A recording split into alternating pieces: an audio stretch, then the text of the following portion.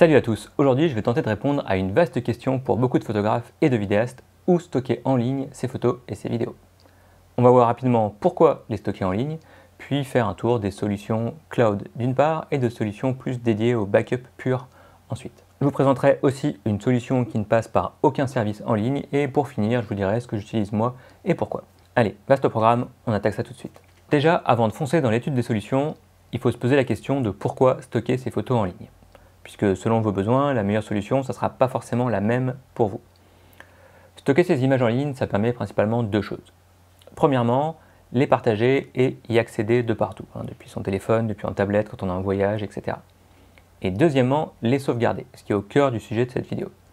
Parce qu'un gros disque dur, deux disques durs redondants en RAID, un NAS, etc., tout ça c'est très bien, mais ça a un gros inconvénient, ça ne protège pas contre un vol, contre un incendie, contre une énorme inondation, etc. Alors, je ne veux pas vous faire flipper, mais ce sont quand même des choses qui peuvent arriver à tout le monde. Subir un cambriolage ou l'incendie de sa maison, ça veut dire perdre plein de trucs auxquels on tient. Mais si en plus, dans son malheur, on perd plein de photos, de vidéos souvenirs ou de fichiers de travail pour les pros, ça ajoute encore une couche de merde supplémentaire. Alors que dans ces moments-là, on aimerait bien se dire qu'au moins, pour ces fichiers, on a tout bien au chaud sur un serveur. Et ça tombe bien parce qu'il y a des solutions simples pour éviter de perdre en plus ces fichiers. À part une solution, toutes les solutions dont je vais vous parler nécessitent de payer un abonnement. Forcément, on n'a rien sans rien. Mais est-ce que vos fichiers ne valent pas ça? Moi, je pense que la question, elle est vite répondue. On va commencer par les solutions cloud, qui sont le plus souvent à la fois grand public et pro. Donc là-dedans, je regroupe tout ce qui est Google Drive, OneDrive de Microsoft, iCloud d'Apple, Dropbox, pCloud, Mega, etc. Toutes ces solutions offrent en gros la même chose. Vous avez un espace de stockage dans le cloud de quelques téraoctets pour environ une dizaine d'euros par mois. Vous synchronisez cet espace avec un dossier local sur votre ordi via une application et ensuite les fichiers sont accessibles depuis n'importe quel appareil et en cas de problème vous pouvez les récupérer soit en les téléchargeant individuellement, soit en synchronisant avec un nouvel appareil. Ces solutions ne sont pas en soi du backup dans le sens où elles ne protègent pas par exemple des erreurs humaines. Si vous supprimez des fichiers en local, ils sont aussi supprimés en ligne. Mais la plupart proposent quand même un système d'historique qui permet de pallier un petit peu à ça. Les fichiers que vous supprimez sont en fait conservés à la corbeille pendant un certain temps. La durée dépend du service choisi. Ça, c'est le service de base. Et ensuite, il propose aussi de nombreuses autres fonctionnalités, comme le partage de fichiers en externe, la synchronisation sélective des fichiers pour économiser de l'espace sur votre disque dur, c'est-à-dire que vous avez des fichiers qui sont uniquement en ligne et plus en local, des applications mobiles, des systèmes de gestion des droits, etc., etc. Bref, des options pour bosser à plusieurs, des commentaires, etc. Dans les noms que je vous ai cités, j'ai cité les plus gros et les plus connus, mais il y a aussi pas mal d'acteurs plus petits qui peuvent sembler intéressants. Malheureusement, ceux que j'ai testés n'étaient jamais vraiment à la hauteur des leaders, en particulier au niveau débit. Parce que c'est bien beau d'avoir des téraoctets d'espace dispo en ligne, si ça met des jours à synchroniser nos images après chaque shooting, c'est vite problématique. Pareil s'il faut des mois pour récupérer ces données en cas de problème. En plus, si on confie nos données les plus précieuses à une boîte, il vaut mieux s'assurer qu'elle ne va pas couler du jour au lendemain en emportant dans son naufrage nos fichiers. Du coup, perso, je suis parti sur Dropbox parce que c'était le service qui offrait le meilleur débit quand j'avais fait mes tests. Des applis vraiment au point et qu'il a de nombreuses fonctionnalités qui me sont utiles, comme par exemple le fait de demander des fichiers à des tiers ou la connexion avec de nombreuses applications et services. Mais bon, globalement, la plupart des services proposent quelque chose de comparable. Ils proposent tous une offre gratuite, très limitée en capacité, et ensuite des offres payantes avec plus d'espace. Attention, en choisissant le service, certains permettent d'étendre autant qu'on veut la capacité en payant plus cher, alors que d'autres non. Vérifiez bien donc la capacité dont vous avez besoin à moyen terme, disons, avant de choisir votre solution. Dernière différence de taille, les questions de sécurité. Est-ce que les données sont chiffrées? À quel niveau? Est-ce que vous avez le choix? Est-ce que vous pouvez utiliser la double authentification, etc.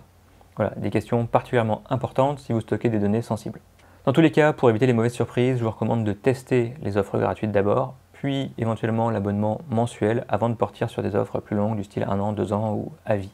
Je vous mets un petit tableau récap avec les tarifs constatés au moment où je tourne la vidéo, soit l'été 2020, mais ça bouge assez vite. Donc je vous mets aussi en description un lien vers le tableau que je mettrai à jour ensuite. Si vous avez testé ou si vous utilisez un service dans le genre, n'hésitez pas à partager votre expérience dans les commentaires, ça intéressera pas mal de monde et moi compris.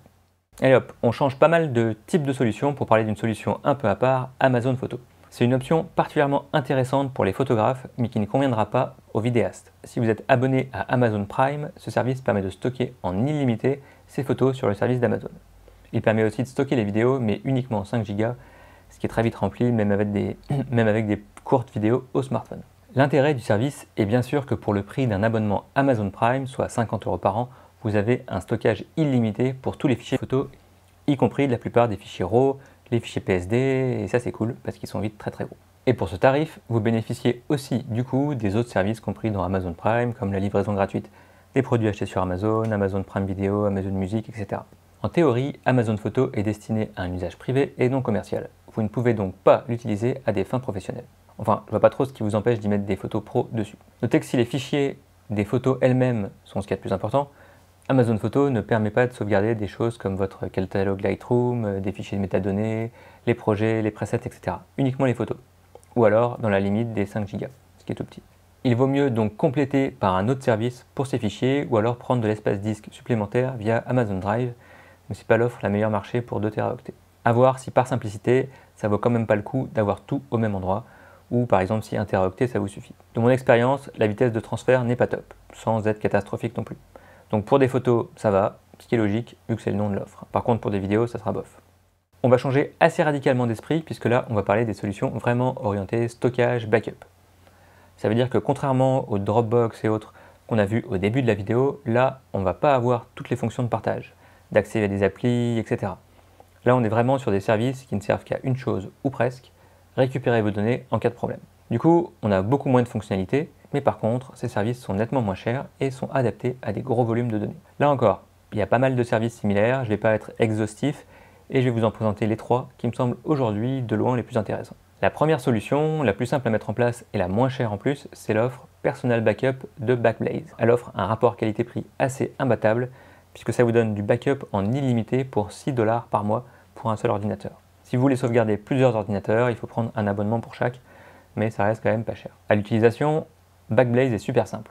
Vous installez l'appli, vous définissez les disques durs ou les dossiers à sauvegarder, la fréquence des backups et l'application s'occupe de tout. Et c'est d'ailleurs le premier point faible de la solution. Les options de configuration sont assez limitées. Mais bon, les options de base sont adaptées à la plupart des situations. Le deuxième point faible, c'est que la solution c'est vraiment fait pour un PC. Vous ne pouvez pas sauvegarder un NAS par exemple. Alors ça fonctionne avec des disques durs externes, mais il faut les brancher au moins une fois par mois, sinon ils sont supprimés du backup. L'appli vous prévient quand même. Du coup, si vous avez tous vos projets bien rangés sur des dizaines de disques durs externes, ça va pas être très pratique. A noter que de base, vous avez un historique de 30 jours après la suppression ou la modification d'un fichier, ce qui donne une petite sécurité. Et qu'il est possible en plus de l'étendre à 1 an pour 2 $ par mois. En bref, si vous voulez pas vous prendre la tête et que vous avez une configuration assez simple, avec un PC et quelques disques durs toujours branchés, la solution Backblaze c'est parfait et c'est imbattable niveau tarif. Pour stocker de nombreux téraoctets de données dans le cloud sans limite et le moins cher possible, la meilleure solution c'est Amazon Glacier. Glacier. Bon, on va dire Amazon Glacier. À ma connaissance, c'est aujourd'hui ce qui fait de moins cher au niveau du prix du gigaoctet de données. Attention, c'est pas cher parce que c'est du stockage froid, genre vraiment très froid. D'où le nom glaciaire d'ailleurs, parce que un glacier, c'est froid. Moi aussi, je fais un peu de vulgarisation scientifique sur ma chaîne. Bref, c'est-à-dire que si vous voulez récupérer vos données, ça va prendre entre 4 heures et 12 heures avant que le téléchargement ne commence. Ensuite, ça va assez vite par contre. Et en plus, l'accès et le téléchargement des données sont payants aussi. Donc c'est vraiment une solution de stockage au cas où, pour un usage très ponctuel, ce qui est normalement le cas pour les cambriolages ou les incendies. Enfin j'espère en tout cas. Amazon Glacier, c'est uniquement de l'espace disque. Il n'y a aucune appli ou aucune interface. Donc ensuite, pour mettre ces données dans Amazon Glacier, il faut passer par une solution tierce qui va dépendre de ce que vous voulez sauvegarder. Alors il y a des applications de backup pour Windows, Mac, Linux, comme l'excellent Cloud Backup de MSP 360. Et les principaux fabricants de NAS intègrent eux aussi un module de sauvegarde sur Amazon Glacier. Du coup, c'est assez simple à configurer. Bon, le principal avantage d'Amazon Glacier, c'est qu'en termes de prix pur, c'est vraiment le moins cher pour des grands volumes. Les défauts, c'est que c'est pas du tout plug and play comme solution. Il faut configurer l'instance Amazon Glacier du côté d'Amazon Web Services, puis ensuite choisir et configurer un logiciel pour faire des backups dessus. Le prix qu'on va vraiment payer est aussi assez compliqué à estimer, puisqu'on va bien sûr payer au gigaoctet de stockage utilisé, ça c'est assez simple à calculer, mais aussi à chaque action sur le compte. Donc les downloads, les uploads, les demandes de fichiers, les suppressions, etc. Tout ça coûte quelque chose à chaque fois. Donc à chaque fois c'est des prix très faibles, et pour une utilisation classique, il n'y a normalement pas de mauvaise surprise, mais c'est quand même toujours plus rassurant d'avoir des tarifs simples à estimer. Ce qui nous amène justement à une autre solution de stockage cloud, Backblaze B2. ou B2, mais je pense qu'on dit B2 pour le coup. Donc c'est le même Backblaze que la première solution de backup pure dont je vous ai parlé, mais c'est ici leur offre de stockage cloud. Donc c'est assez comparable à Amazon Glacier, c'est-à-dire que c'est du pur stockage cloud et qu'ensuite il faut passer par un logiciel tiers pour gérer ces données dans le cloud. B2 est lui aussi très largement supporté par les principaux logiciels et les différents systèmes, les NAS, etc. Donc, en gros, comme pour Amazon Glacier, un petit peu moins je pense, mais vraiment tous les principaux, vous trouverez quelque chose. Il y a deux différences intéressantes quand même. D'abord, il n'y a pas de délai avant de pouvoir récupérer des données, ce qui est quand même assez pratique et assez rassurant si on veut tester. Et ensuite, les tarifs sont beaucoup plus clairs et beaucoup plus simples à comprendre. Il y a un tarif pour le gigaoctet de stockage utilisé et un tarif pour le download de ces données. Et c'est tout. En particulier, l'upload est gratuit. Par contre, du coup, c'est un peu plus cher que Glacier, de l'ordre de 10 à 20% selon les cas. Salut, c'est le Julien du montage et je me rends compte que le Julien du tournage a oublié quand même de vous parler des prix alors que ça peut être une info un peu intéressante. Donc je vous montre pour comparaison Amazon Glacier, Backblaze B2 et Glacier Deep Archive. Donc on voit que pour le stockage de 10 Teraoctets par exemple, Amazon Glacier on est à 40$ alors que Backblaze B2 on est à 50$. Par contre au niveau du download on va être beaucoup plus cher sur Amazon Glacier, donc c'est vraiment pour des données ponctuelles. Vous voyez que si vous récupérez régulièrement des données, Backblaze B2 sera plus intéressant. En plus, il faut payer aussi les requêtes, donc c'est vraiment pas très cher, hein, de 3 à 5 cents pour 1000 requêtes, mais au final, ça va quand même chiffrer assez cher si vous récupérez beaucoup de petits fichiers. Et Glacier Deep Archive, comme son nom l'indique, c'est vraiment une solution d'archivage, c'est pas fait pour récupérer les données ou vraiment très ponctuellement. Puisque si vous voulez récupérer les données, ça va mettre au moins 48 heures avant de pouvoir les récupérer. Par contre, c'est vraiment beaucoup moins cher. Dans tous les cas, faites des simulations au niveau des tarifs et si vous avez un doute, prenez quand même, à mon avis, plutôt Backblaze, c'est un petit peu plus cher pour le stockage et c'est vraiment plus clair au niveau de la tarification. Dernière solution cloud dont je voulais vous parler, mais pas vous recommander, c'est eDrive, qui est une solution un peu hybride entre pure solution de backup et stockage cloud à la Dropbox et compagnie. C'est-à-dire que c'est plutôt une solution de backup, mais qui possède aussi en plus plein de fonctions de synchronisation, de partage et tout. Alors sur le papier, c'est génial. Il y a plein de fonctionnalités et les tarifs sont super compétitifs. Mais alors, de manière unanime, le débit est vraiment catastrophique. Donc à éviter. Idem pour Digo, j'ai lu énormément de mal dessus.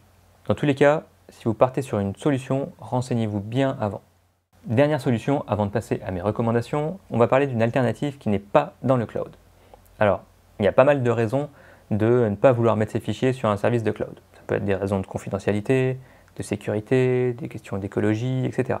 Bon, je ne vais pas rentrer dans les détails, ce n'est pas le but de la vidéo, mais du coup, on va quand même voir une solution sans passer par un service de type cloud. L'idée, c'est d'avoir un petit NAS à deux endroits différents, avec sur chacun une copie de ces fichiers, et de les synchroniser régulièrement, et bien sûr automatiquement. Pour ça, il faut déjà avoir deux endroits différents où mettre ces NAS. Par exemple, un chez soi et un à son bureau, ou un chez un proche, ou n'importe qui de confiance. Et idéalement pas trop loin en plus, si on doit y aller de temps en temps. Il faut aussi que les deux lieux disposent d'une bonne connexion si on veut pouvoir synchroniser les gros fichiers assez régulièrement. Ça nécessite enfin un investissement de départ pour acheter le matériel, notamment les disques durs. Alors si vous n'avez rien du tout, il faut compter dans les 1000 € pour acheter deux petits NAS et des disques durs de bonne capacité. Bon, c'est un ordre de grandeur bien sûr, ça dépend des modèles de NAS et des disques durs. L'idéal étant bien sûr si vous avez déjà un NAS et un proche qui a déjà un NAS avec une place pour votre disque dur. Là, ça vous coûtera beaucoup moins cher. Ensuite, vous configurez une sauvegarde régulière de votre NAS vers l'autre NAS. La plupart des NAS proposent une appli qui fait ça toute seule, ou c'est aussi faisable à la main via une application comme AirSync. En cas de souci, vous avez une copie de vos fichiers sur l'autre NAS. Vous pouvez aller récupérer soit en faisant une synchro dans l'autre sens, ou alors en allant physiquement récupérer le disque dur. Mais alors vous n'aurez plus de backup pendant un moment, attention. Au-delà du fait qu'elle ne passe pas par un service en ligne, les avantages de cette solution sont qu'elle ne nécessite pas d'abonnement dédié, juste un peu d'électricité. Attention, un NAS allumé en permanence peut quand même coûter quelques dizaines d'euros en électricité par an. Et statistiquement aussi, il va falloir remplacer du matériel de temps en temps. Autre avantage, votre NAS en local peut aussi servir à plein d'autres choses, entre autres comme solution de cloud personnel. Les inconvénients, c'est déjà qu'il faut trouver un deuxième site de confiance, accessible, etc. Mais surtout qu'il faut tout gérer soi-même. Bon, c'est pas si compliqué, hein, il y a des solutions toutes faites dans pas mal de NAS, mais ça veut quand même dire que c'est toujours du boulot et qu'il y a toujours un risque d'erreur. Voilà pour ce petit tour d'horizon des solutions. Alors, que choisir? Déjà, faites un point sur la quantité de données que vous avez à stocker. Combien de téraoctets? Ça permettra peut-être déjà d'éliminer pas mal de solutions. Ensuite, est-ce que vous avez besoin uniquement d'une solution de backup ou aussi des fonctions de partage proposées par les solutions cloud? Si vous n'avez pas beaucoup de données, une solution cloud peut suffire, à condition bien sûr de tout mettre dessus. Si vous avez beaucoup de données et sur un seul PC et pas de gros besoin de fonction de partage, alors Backblaze Backup me semble aujourd'hui assez incontournable. Pour les plus gros volumes de données et pour du pur backup et de l'archivage, les solutions de stockage cloud à la Glacier ou B2 sont à recommander, particulièrement si vous avez un NAS qui peut gérer les sauvegardes tout seul. Enfin, rien ne vous empêche de cumuler certaines solutions même si elles se recoupent. Par exemple, si vous avez un abonnement Amazon Prime, vous pouvez toujours y mettre toutes vos photos, même si vous avez par ailleurs une solution de backup. Ou alors mettre vos fichiers chauds sur lesquels vous bossez régulièrement sur une solution cloud facilement accessible, même s'ils sont aussi inclus dans votre gros backup intégral plus lent et plus compliqué. Dites-moi en commentaire ce que vous utilisez et ce que vous en pensez, ça intéressera tout le monde. Si la vidéo vous a intéressé, likez-la, mais surtout partagez-la parce que sauvegarder ces images, c'est super important. Moi je vous dis à bientôt et bonne sauvegarde!